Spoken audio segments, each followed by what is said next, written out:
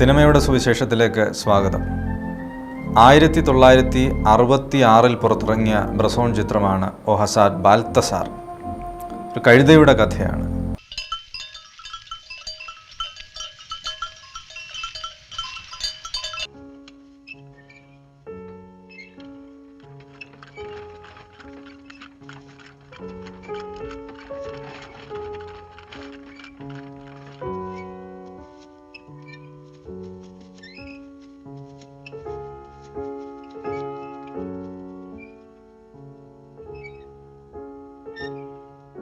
ഫ്രാൻസിലെ ഒരു വിദൂര ഗ്രാമത്തിൽ ഒരു കുടുംബത്തിൽ സഹോദരന്മാർ ഒരു കഴുതക്കുട്ടിയെ കണ്ടെത്തുന്നതും അവരതിനെ ബാൽത്തസാർ എന്ന മാമോദീസ നൽകി പേര് നൽകുന്നതുമായ ഒരു കഥ. പിന്നീട് കഴുതയുടെ ജീവിതത്തിലേക്ക് ഒരുപാട് ഉടമസ്ഥർ മാറി മറിയുന്നു.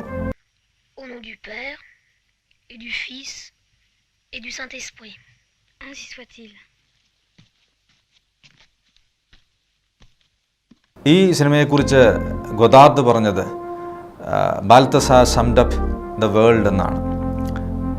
ജീവിതവും അതിൻ്റെ ദുഃഖങ്ങളും സുഖവും ദുഃഖവും നന്മയും തിന്മയും എല്ലാം ഇടകലരുന്ന നിഴലും വെളിച്ചവും സംഗീതവും സംഭാഷണവും ചേർത്ത് ജീവിതത്തെ, മനുഷ്യ യാഥാർത്ഥ്യത്തെ അവതരിപ്പിക്കുന്ന അതുല്യമായൊരു കലാസൃഷ്ടി. ഈ ബാൽത്തസാർ ഒരുപാട് സ്വാധീനം ഒരുപാട് ചലച്ചിത്രകാരന്മാരിൽ ഉണ്ടാക്കിയിട്ടുണ്ട്. നമ്മുടെ അനുഗ്രഹീതനായ അല്ലെങ്കിൽ വാഴ്ത്തുന്ന ഒരു കലാകാരനാണല്ലോ ജോൺ അബ്രഹാമിൻ്റെ അഗ്രഹാരത്തിലെ കഴുത ഈ സിനിമയുടെ അനുകരണമൊന്നുമല്ല, പക്ഷേ ഈ സിനിമയുടെ സ്വാധീനം അദ്ദേഹത്തിൽ ഉണ്ടായിട്ടുണ്ട്. അദ്ദേഹം ആ സിനിമയും ബാൽത്തസാറിനെയും ബ്രസോൺ സിനിമയും ഇഷ്ടപ്പെട്ടിരുന്നുവെന്ന് ജോൺ ശങ്കരമംഗലം സാറ് പറഞ്ഞത് ഓർക്കുന്നു. ഈ സിനിമ സംഭവിക്കുന്ന ഗ്രാമത്തിൽ ബാൽത്തസാർ എന്ന കഴുതയുടെ ജീവിതം ഒരുപാട് പേരുടെ ഇടയിലൂടെ കടന്നു പോകുന്ന നിഷ്കളങ്കമായ ജീവിതാവസ്ഥയുടെ അടയാളപ്പെടുത്തലാണ് ഈ ബാൽത്തസാർ എന്ന കഴുത നമ്മെ ഈ സിനിമയിലൂടെ സഞ്ചരിക്കുമ്പോൾ ഓർമ്മപ്പെടുത്തുന്നത്. ബാൽത്തസാറിൻ്റെ നിർമ്മിതിയിലേക്ക് ബ്രസോണിനെ നയിക്കുന്ന സ്വാധീനങ്ങൾ, അദ്ദേഹത്തെ ഇൻസ്പയർ ചെയ്ത ഒരുപാട് ഘടകങ്ങളുണ്ട്. അതിൽ ദസ്തോവ്സ്കിയുടെ ദി ഇഡിയറ്റ് എന്ന നോവൽ, അതുപോലെ തന്നെ അസിനൂസ് ഔറയൂസ് ദ ഗോൾഡൻ ആസ് എന്ന് പറയുന്ന ഒരു പഴയ ഏറ്റവും പുരാതനമായ അവശേഷിക്കുന്ന ലാറ്റിൻ ഭാഷയിൽ എഴുതപ്പെട്ട നോവൽ, ഇങ്ങനെ നിരവധി. അതുപോലെ തന്നെ ക്രൈസ്റ്റ് ഇൻ ദ ടൂംബ് എന്ന ഹാൻസ് ഹോൾബെയിൻ ജൂനിയറിൻ്റെ പെയിൻറ്റിങ്, അതിലേക്ക് നമുക്ക് പിന്നീട് കടന്നു വരാം. പക്ഷേ ഈ ബാൽത്തസാർ നമുക്ക് നൽകുന്ന ചിന്തകളിൽ ഏറ്റവും പ്രധാനപ്പെട്ട ഒന്ന്, ആധുനികതയെ അദ്ദേഹം തിരസ്കരിച്ചിരുന്നു. ആധുനികത ആത്മീയതയ്ക്ക് തടസ്സമായി പലപ്പോഴും സംഭവിക്കുന്നു എന്നുള്ള ഓർമ്മപ്പെടുത്തൽ അതിൽ നിരന്തരം കടന്നു വരുന്നു. പാരിസ്ഥിതിക പ്രശ്നം, മുതലാളിത്തം, ഉപഭോഗ സംസ്കാരം, ഇവയെപ്പോഴും ബ്രസോണിനെ സംബന്ധിച്ചൊരു ശത്രുപക്ഷത്താണ് നിൽക്കുന്നതെന്ന് ജെയിംസ് കോണ്ടറ്റ് അദ്ദേഹത്തെ സിനിമകളെക്കുറിച്ചുള്ള പഠനത്തിൽ വിലയിരുത്തുന്നുണ്ട്. രസകരമായ ഒരു സംഭവം ബ്രസോണിൻ്റെ മറ്റൊരു സിനിമയിലെ ഡെവിൾ പ്രോബബ്ലി എന്ന സിനിമയിലെ ഒരു രംഗമാണ്. അതിലൊരു ചർച്ച് ഓർഗൻ വാക്വം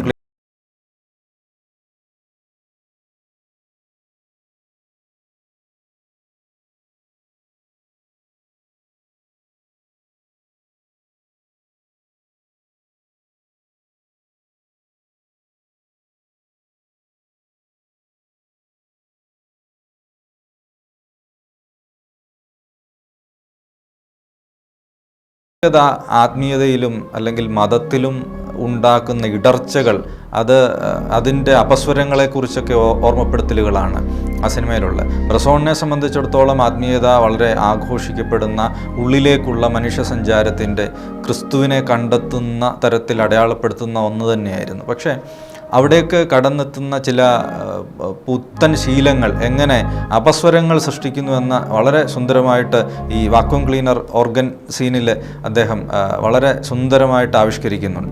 ബാൽത്തസാറിലെ തന്നെ ചില രംഗങ്ങൾ ഈ ആധുനികതയുടെ നിഷേധങ്ങളാണ്. കാരണം ആധുനികത പലപ്പോഴും മനുഷ്യ സഹജമായ നന്മകളെ നിരസിക്കുന്ന തരത്തിലേക്ക് മാറുന്ന അവസ്ഥകളെ അദ്ദേഹം അടയാളപ്പെടുത്തുന്നു.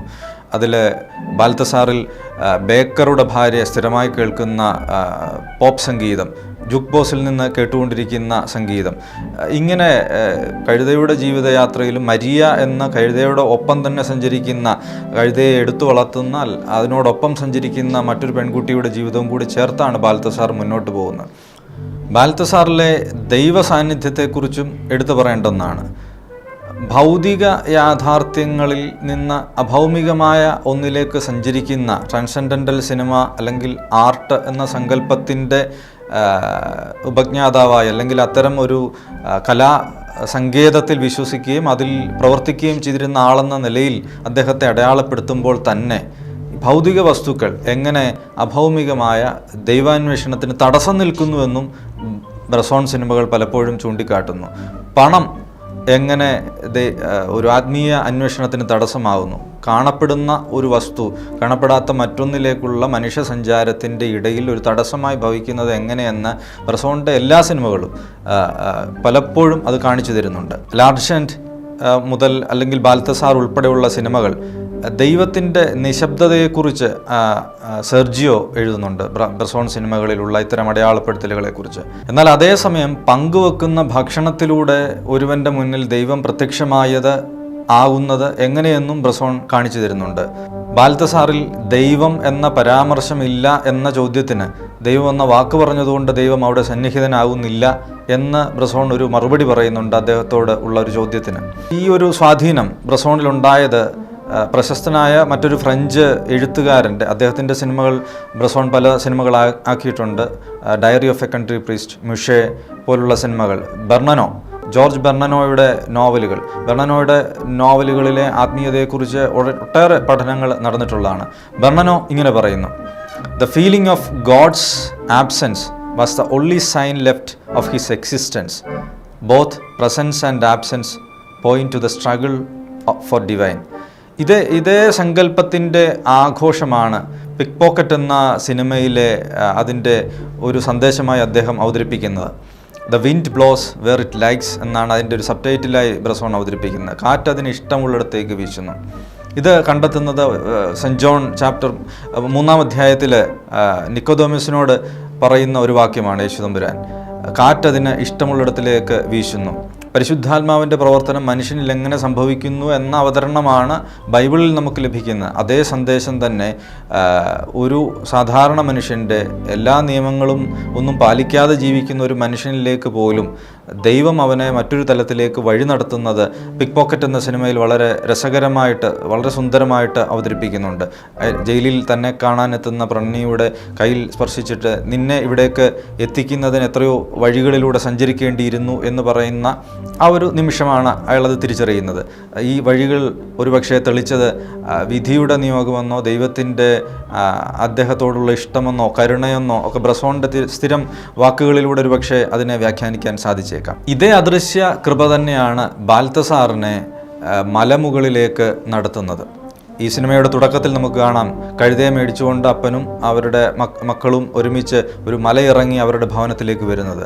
ഒരുപാട് മനുഷ്യരുടെ ജീവിതങ്ങളിലൂടെ കടന്ന് ഒരുപാട് ഉടമസ്ഥതകളുടെയും അവർ സൃഷ്ടിക്കുന്ന പ്രശ്നങ്ങളിലൂടെയും ഒക്കെ സഞ്ചരിച്ച് ഏറ്റവും അവസാനം കള്ളക്കടത്തുകാർ കഴുതയുടെ പുറത്ത് അവരുടെ കള്ളക്കടത്ത് സാധനം ആയിട്ട് മല കയറ്റി വിടുന്നു. അവിടെ വെച്ച് പോലീസിൻ്റെ വെടിയേറ്റ് ബാൽത്തസാറിന് മുറിവേൽക്കുന്നു.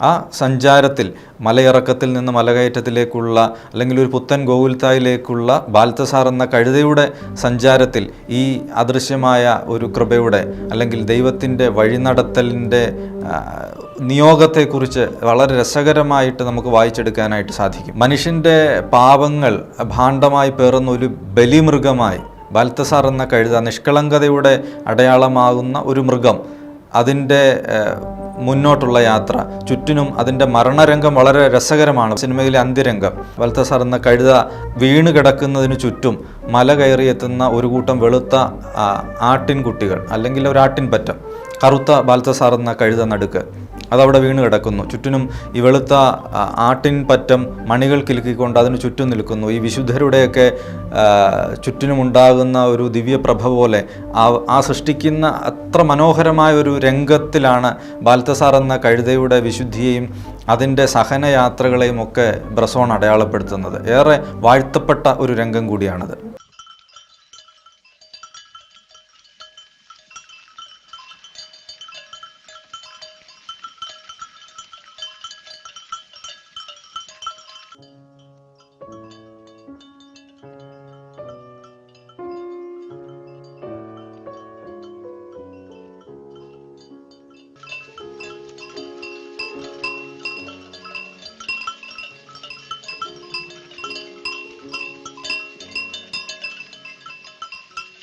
സമാനതകളില്ലാത്ത ഒരു ആത്മീയ പരിസരമാണ് ഈ ബാൽത്തസാറിൻ്റെ അന്ത്യരംഗം നമുക്ക് സമ്മാനിക്കുന്നത്.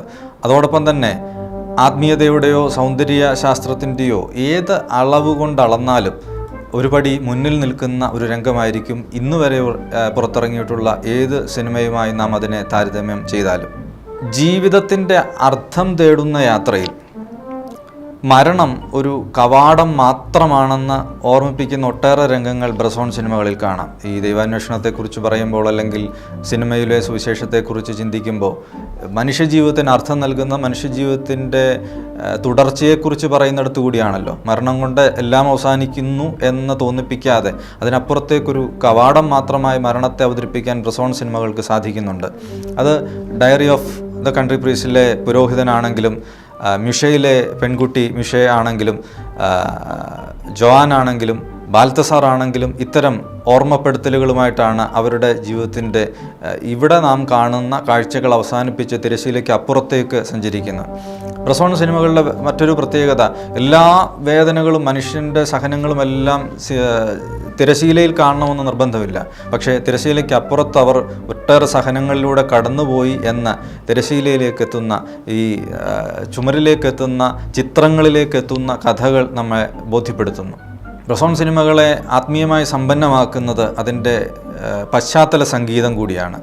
പ്രധാനമായിട്ടും മൊസാർട്ടിൻ്റെ മാസ് സി മൈനർ, മോണ്ടെവെർദിയുടെ മാഗ്നിഫിക്കാത്ത്, ബാഖിൻ്റെ സംഗീതം ലാർജൻറ്റിൽ, അതുപോലെ ഷുബർട്ടിൻ്റെ സൊനാറ്റ നമ്പർ 20 അത് ബാൽത്തസാറിൽ, ഇങ്ങനെ ഒരുപാട് ആത്മീയതയിലേക്ക് മനുഷ്യനെ കാഴ്ച അനുഭവത്തെ നയിക്കാൻ പര്യാപ്തമാകുന്ന ഒരുതരം കോസ്മിക് ഡിവൈൻ അനുഭവം പ്രദാനം ചെയ്യുന്ന പശ്ചാത്തല സംഗീതം കൊണ്ട് നമ്മുടെ സിനിമാ കാഴ്ചയെ ഒരു ആത്മീയ അനുഭവമാക്കി മാറ്റാൻ ബ്രസോൺ സിനിമയ്ക്ക് പലപ്പോഴും കഴിയുന്നു.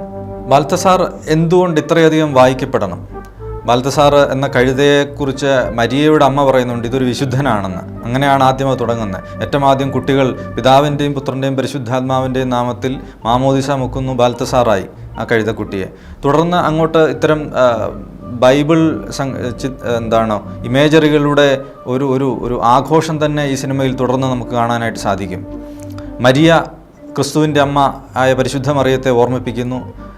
മരിയ ഒരു പുഷ്പകിരീടം ഉണ്ടാക്കി മാമോദിസ സ്വീകരിച്ച ബാൽത്തസാർ എന്ന കഴുതയുടെ തലയിൽ ചൂടുന്നത് പല എഴുത്തുകാരും അതിനെ ക്രിസ്തുവിൻ്റെ മുൾക്കിരീടത്തോടാണ് അടയാളപ്പെടുത്തുന്നത്, ചേർത്ത് വായിക്കുന്നത്. അതോടൊപ്പം തന്നെ ഇതിലൊരു സർക്കസ് രംഗമുണ്ട്. ബാൽത്തസാർ വളരെ ബുദ്ധിയുള്ള ഒരു കഴുതയാണെന്ന് അടയാളപ്പെടുത്തുന്നതിന് അതിനെ ഒരു സർക്കസ് കൂടാരത്തിൽ എത്തിച്ചേരുന്ന സർക്കസ് കൂടാരത്തിൻ്റെ ഉടമ അതിനെ കുറച്ച് നാൾ സൂക്ഷിക്കുന്നുണ്ട്. അവിടെ വെച്ച് മൃഗങ്ങളുടെ വൈവിധ്യം കാണിക്കുന്നുണ്ട്. ധാരാളം മൃഗങ്ങളുള്ള ഒരിടത്തിലേക്ക് എത്തുന്നു. ഇതിനെ പലപ്പോഴും ഉപമിക്കുന്നത് നോഹയുടെ പെട്ടകത്തിലെ മൃഗങ്ങളുടെ സാന്നിധ്യത്തെക്കുറിച്ചാണ്. കാരണം ചരിത്രത്തിൽ തുടർന്നു വരുന്ന മനുഷ്യ സഞ്ചാരത്തിൽ എവിടെയൊക്കെയോ എല്ലായിടത്തും ചേർത്ത് വെക്കാൻ പറ്റുന്ന നിഷ്കളങ്ക മനുഷ്യരുടെ സഞ്ചാരത്തെ അടയാളപ്പെടുത്തുന്ന ഒന്നായി ഈ സിനിമയെ കാണാൻ കഴിയുന്നത് അതുകൊണ്ടാണ്. അതുപോലെ തന്നെ സ്വർണവും സുഗന്ധവും ഒക്കെ വഹിച്ചുകൊണ്ട് മല കയറി പോകുന്ന ബാൽത്തസാർ, ഇത് വളരെ രസകരമായി ഇതിനെ സാമ്യപ്പെടുത്തുന്നത് ഇതേ ബാൽത്തസാർ ജ്ഞാനികളുടെ ഒരാളുടെ പേര് കൂടിയാണ്. അവരുടെ വരവിനെ ഇത് അടയാളപ്പെടുത്തുന്നു. അവർ കാഴ്ചവെക്കുന്ന സുഗന്ധത്തിൻ്റെയും അവർ കാഴ്ചവെച്ച ആരാധനയുടെയും ഒക്കെ ഭാഗമായി തന്നെയാണ് ബാൽത്തസാറും ആ മലകയറ്റം നടത്തുന്നത്.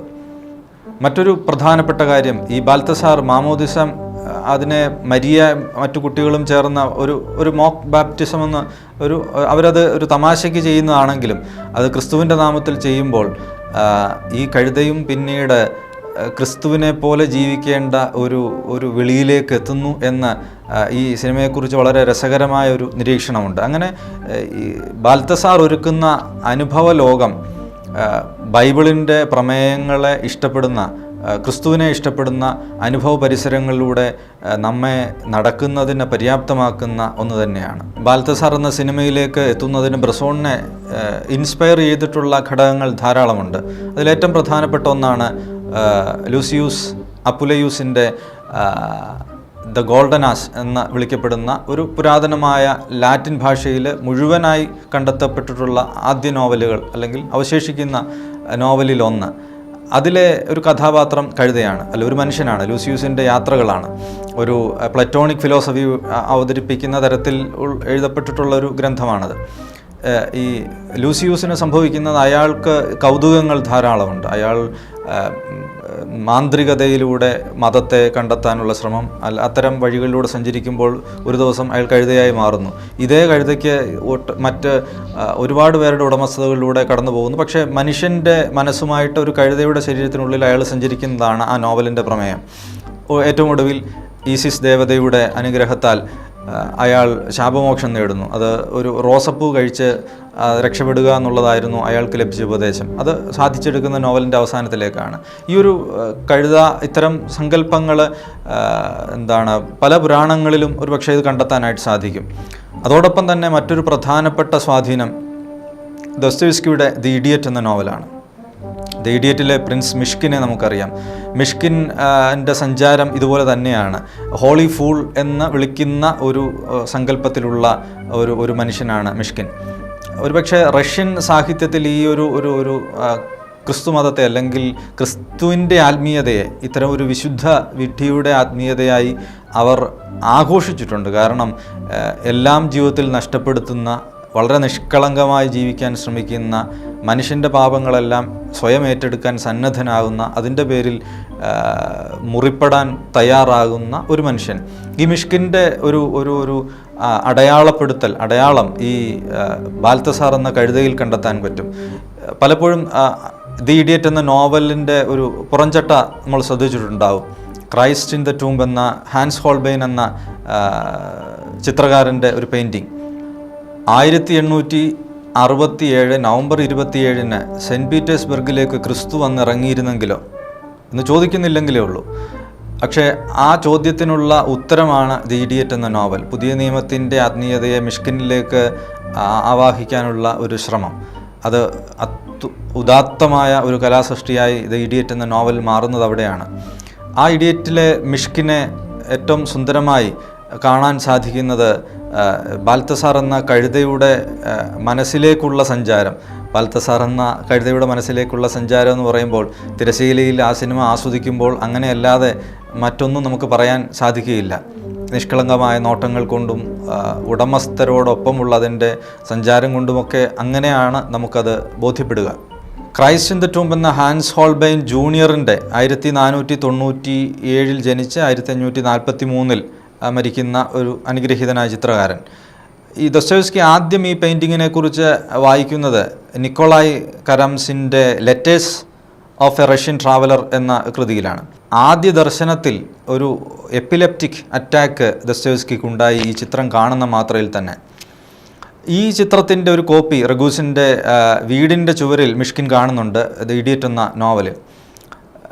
ഈ ഇഡിയറ്റിൻ്റെയും ഈ ഗോൾഡൻ ആസിൻ്റെയും ക്രൈസ്റ്റ് ഇൻ ദ ടൂംബ്, അതിൻ്റെ പ്രത്യേകതയായി ദോസ്റ്റോയെവ്സ്കി തന്നെ പറഞ്ഞിട്ടുള്ളത്, ഒരു മനുഷ്യ സഹജമായ എല്ലാ അവശതകളോടും സഹനത്തോടും കൂടി കിടക്കുന്ന ഒരു മൃതശരീരം.